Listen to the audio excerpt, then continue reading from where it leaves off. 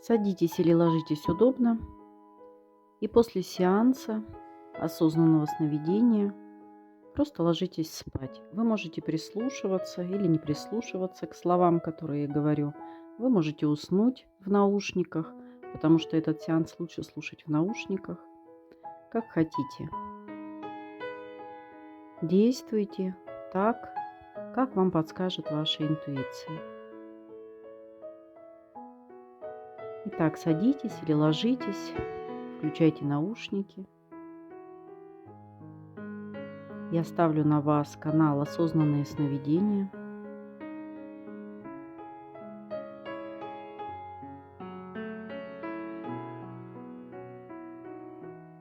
И просто расслабляйтесь. Осознанные сновидения являются достаточно обособленным, альтернативным путем развития практически всего спектра экстрасенсорных способностей. Например, таких как ясновидение, целительство, космоэнергетика, ситуационные и судьбоносные изменения, формирование будущих событий, освоение левитации и телепортации, материализации, способности к гипнозу и так далее. Если у человека в бодрящем состоянии есть проблема в освоении ясновидения, то осознанные ясновидения будет палочкой-выручалочкой в освоении трудно поддающейся дисциплине. При этом причины, не позволяющие в бодрствующем состоянии эффективно осваивать ясновидение или какую-либо другую способность, в таком случае легко решаются способом осознанного сновидения.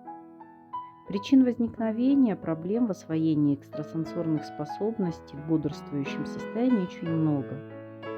Например, отсутствие изначальной предрасположенности, либо жизненной силы, или обстоятельства жизни, мешающие заниматься тренировками. В чем прерогативность в таких случаях осознанных сновидений? Дело в том, что метод осознанных сновидений опирается на бессознательные параметры, напрямую связанные с индивидуальностью его восприятия, а также активизацией духа человека. Во сне ментальная составляющая не работает, и человек может осознанно, без помех действовать. У начинающего в бодрствующем состоянии слишком сильны энергии ментальной структуры, а именно они создают помехи для активного развития экстрасенсорных способностей. Опытный специалист учитывает влияние подобных структур, нейтрализует их и, соответственно, эффективно использует в бодрствующем состоянии. Новичок этого делать не умеет и не различает подобные помехи, и как следствие делает ошибки и запутывается в информационных потоках и многообразии воздействующих энергий. Вместо развития получается регресс. Способности и навыки перестают развиваться. При повторных возобновлениях тренировок начинают действовать деградирующие тенденции на зачатки развиваемых качеств и бьют в первую очередь по навыкам концентрировать энергию, что ослабляет, а затем делает невозможным направлять энергию на реализацию искомого.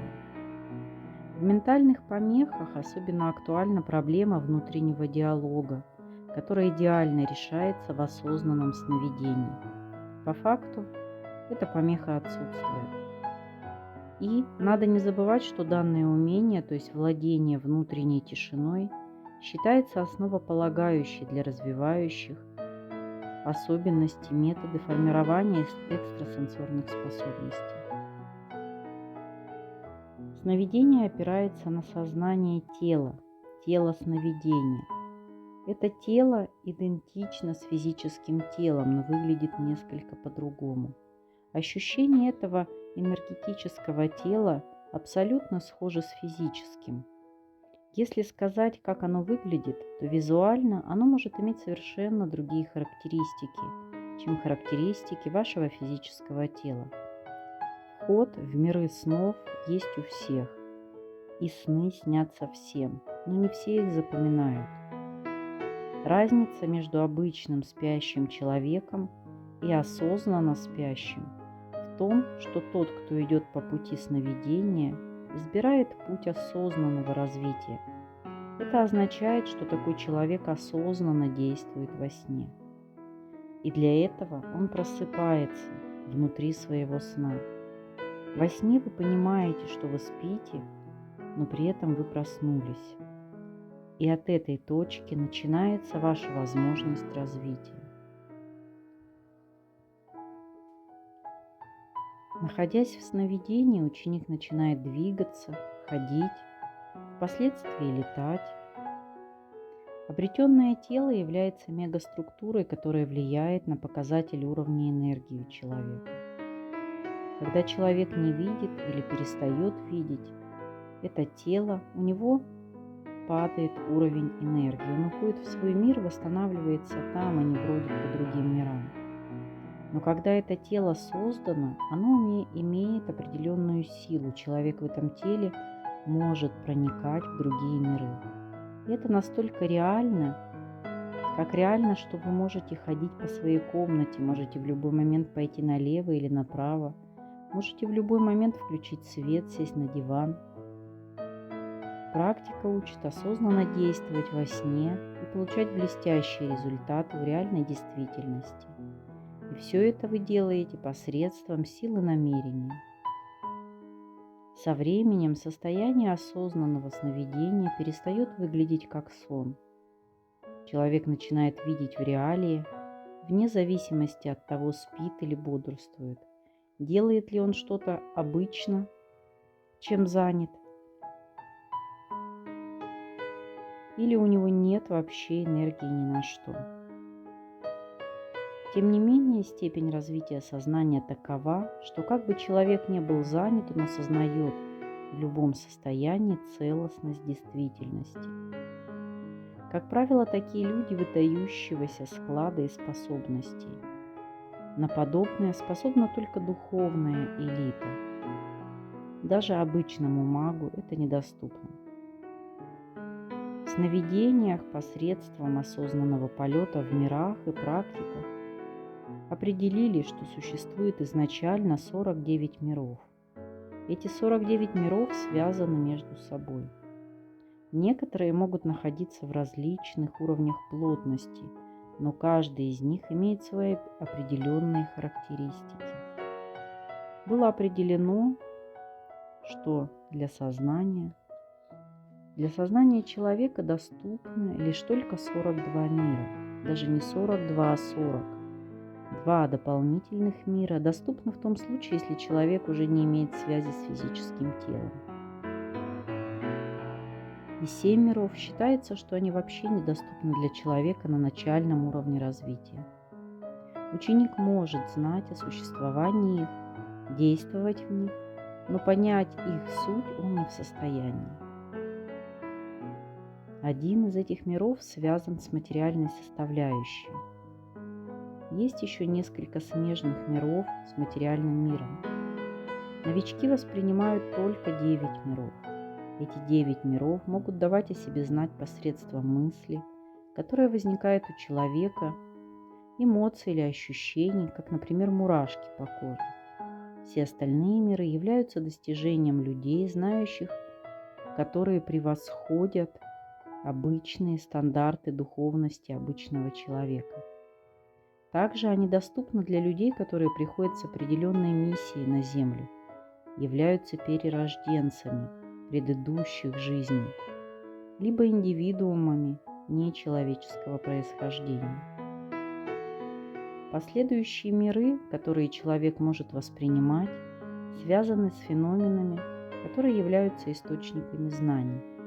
Например, миры, где ясновидящий во время состояния сновидения ищет в этих мирах источники знаний. Они находят знания двух типов. Во-первых, это знания, связанные с практическим бытовым уровнем. Например, вам нужно построить пирамиду.